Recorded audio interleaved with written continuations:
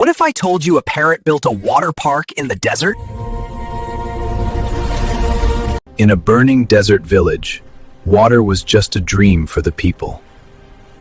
High above them lived One a day, clever parrot Tinku named discovered Tinku, hidden watching their water struggle paths every beneath day. the desert.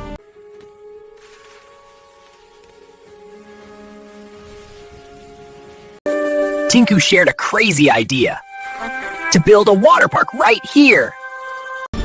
Together, they worked day and night, turning hope into action.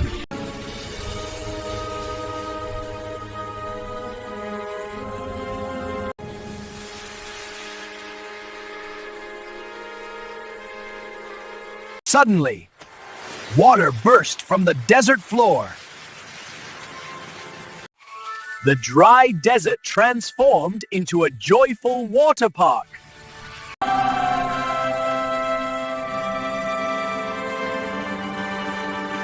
With intelligence and unity, even deserts can bloom.